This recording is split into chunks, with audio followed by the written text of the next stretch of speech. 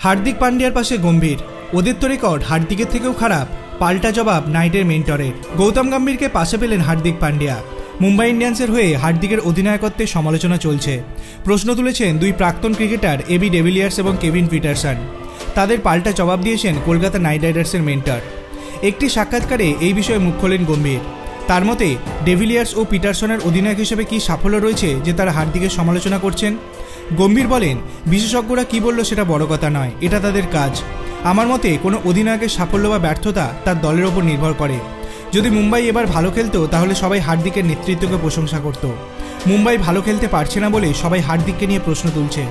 গম্ভীরের মতে একটি দল থেকে আরেকটি দলে গিয়ে দায়িত্ব নিয়ে রাতারাতি সাফল্য দেওয়া মুশকিল, সেই সময় হার্দিককে দিতে হবে।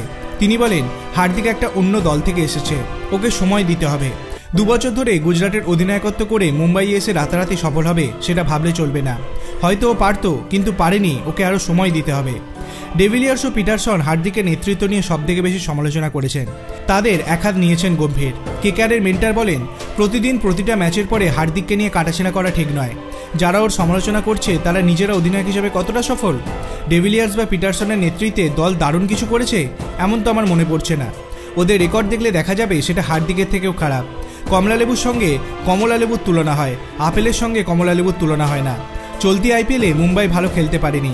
প্রথম দল হিসাবে প্লে অফের লড়াই থেকে বিদায় নিয়েছে তারা। দলের ভিতরের পরিবেশটা খুব একটা ভালো নয়। এই পরিস্থিতিতে হার্দিককে পাশে পেলেন গম্ভীরকে। আপনার কি মনে হয় গৌতম গম্ভীরের যুক্তিটা কতটা গ্রহণযোগ্য? আপনার অভিমত আপনি কমেন্ট সেকশনে জানাতে পারেন। ভিডিওটি ভালো লাগলে লাইক করবেন, চ্যানেলটিকে সাবস্ক্রাইব করতে ভুলবেন না। ধন্যবাদ।